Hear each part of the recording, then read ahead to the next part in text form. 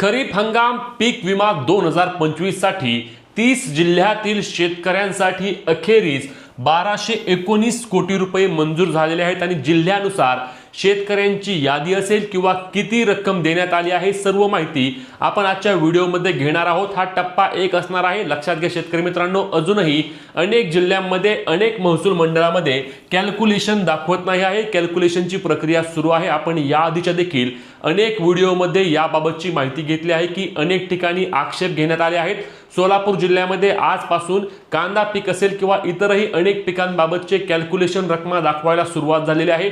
काही ठिकाणी crop loss हा खूप जास्त कमी दाखवला सुरुवातीला, तो देखील आता वाढत आहे। म्हणूनच तुम्ही देखील तुमच्या पॉलिसी व्हॉट्सअपवर चॅटबॉट असेल किंवा PMFBYच्या वेबसाईटवर जाऊन अपडेट आले असतील तर चेक करत राहा, जेणेकरून तुमच्या देखील रकमा नक्कीच बदलत आहेत। अनेक ठिकाणी शेतकऱ्यांच्या रकमा बदलल्या आहेत आणि आता हे 1219 कोटी रुपये जे पीक विम्याच्या 12,000 त्या ठिकाणी पीक विमा कापणी प्रयोग होणार होते 12,000, त्यापैकी 6,000 कापणी प्रयोगामध्ये कॅल्क्युलेशन पूर्ण होऊन त्या ठिकाणी 1219 कोटी रुपयांचा निधी 30 जिल्ह्यांसाठी मिळाला आहे। मग यामध्ये सर्वाधिक पैसे नांदेड जिल्ह्यासाठी असणार आहेत। मग आता जिल्ह्यानुसार किती रक्कम आहे, काय आहे, सविस्तर माहिती आपण जाणून घेणार आहोत। त्यामुळे आपल्या चॅनलला सबस्क्राइब करून पेजला फॉलो करून घ्या, जेणेकरून या सर्व योजनांबाबतचे रेग्युलर अपडेट तुम्हाला आपल्या पेज आणि चॅनलच्या माध्यमातून मिळणार आहेत।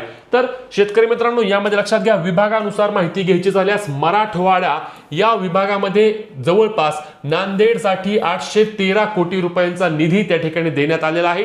त्या खालोखाल अहिल्यानगर जिल्ह्यासाठी 118 कोटी असेल किंवा गोंदियासाठी 32 कोटी असणार आहे।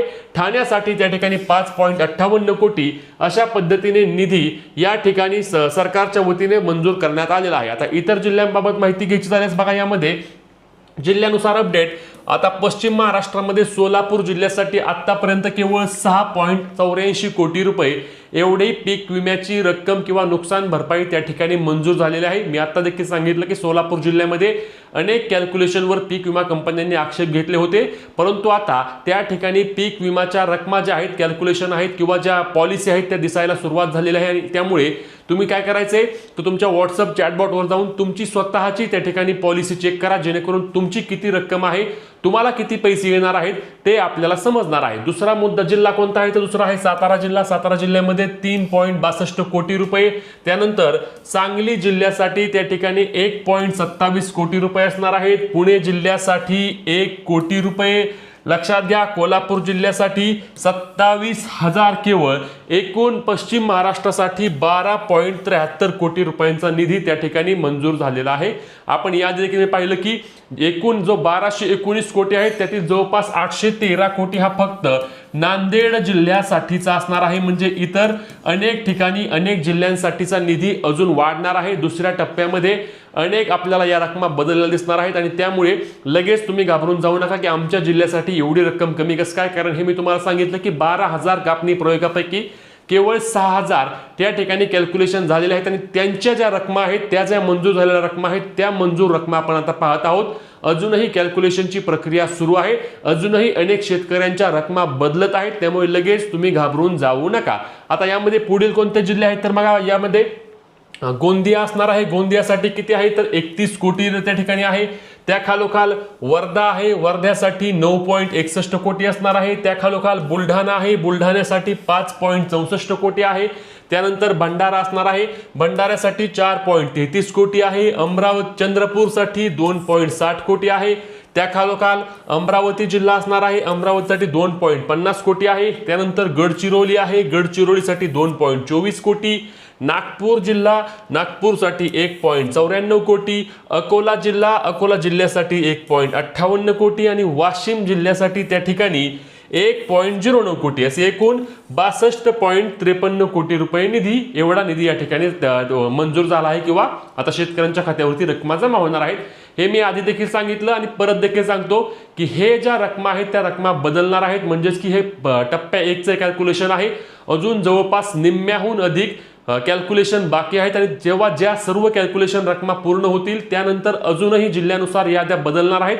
तुर्तास आतापर्यंत ज्या रकमा आहेत त्या रकमानुसार ही जिल्ह्यानुसार कोणत्या जिल्ह्याला किती रुपये रक्कम आहे ही खूप जास्त कमी आहे। अनेक शेतकऱ्यांच्या यामध्ये मोठ्या प्रमाणावर हिरमोड देखील झालेला आहे, कारण यावेळी पीक कापणी प्रयोगावर पहिल्यांदाच पीक विम्याची कॅल्क्युलेशन रकमा येणार होत्या, त्यासोबतच 17,500 रुपये हेक्टरी मिळतील अशी आशा राज्यातील सर्व शेतकऱ्यांना होती। आपण पाहिलं होतं की मागच्या महिन्यामध्ये किंवा मागील वर्षामध्ये मोठ्या प्रमाणावर पाऊस झाला होता, शेतकऱ्यांची अतोनात नुकसान भरपाई झाली होती किंवा नुकसान झालं होतं। भरपाईच्या रकमा आम्हाला चांगल्या पद्धतीने मिळतील, 17,500 रुपये हेक्टरी मिळतील अशी आशा लावून शेतकरी बांधव होते।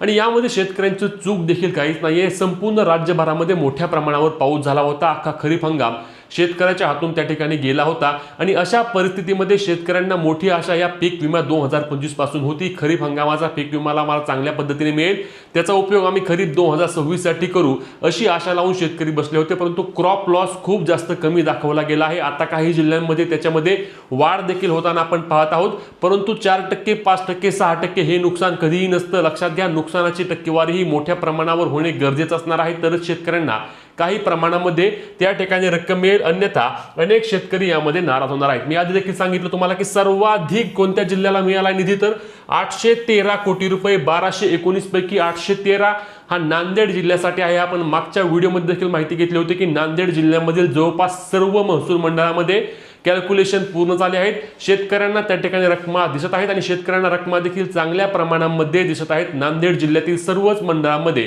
तुम्ही नांदेड जिल्ह्यातून असल्यास तुमची देखील रक्कम किती दाखवत आहे नक्की कमेंट करून सांगा, कारण आम्ही जेवढी माहिती घेतली आहे ते नांदेड जिल्ह्यातील शेतकऱ्यांना त्या ठिकाणी क्रॉप लॉस देखील चांगल्या प्रमाणामध्ये दाखवला आहे। 65%, 64%, काही ठिकाणी 55% अशा प्रमाणामध्ये क्रॉप लॉस दाखवून शेतकऱ्यांना रकमा देखील चांगल्या प्रमाणामध्ये दाखवल्या आहेत। त्या खालोखाल नांदेड जिल्ह्यानंतर हिंगोली आहे।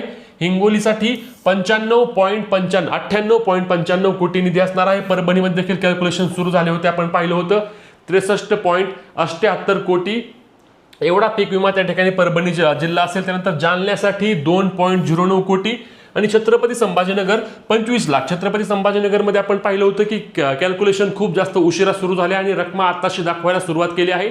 जेव्हा टप्पा 2 येईल, पुढच्या टप्प्यामध्ये जे काही कॅल्क्युलेशन रकमा येणार आहेत, तेव्हा छत्रपती संभाजीनगर जिल्ह्यातील देखील संख्या मोठ्या प्रमाणावर वाढणार आहे। नुकसान जास्त झालं होतं, सोलापूर असेल, धाराशिव असेल, छत्रपती संभाजीनगर असेल, वर्धा असेल, अमरावती असेल, नागपूर असेल, वाशिम असेल, या अनेक जिल्ह्यांमध्ये कॅल्क्युलेशनच्या रकमा किंवा पुढच्या टप्प्यामध्ये मोठ्या प्रमाणावर येणार आहेत। त्या ठिकाणी आपण पाहिलं की सोलापूर आणि धाराशिवमध्ये यावेळी मोठे नुकसान झाले होते।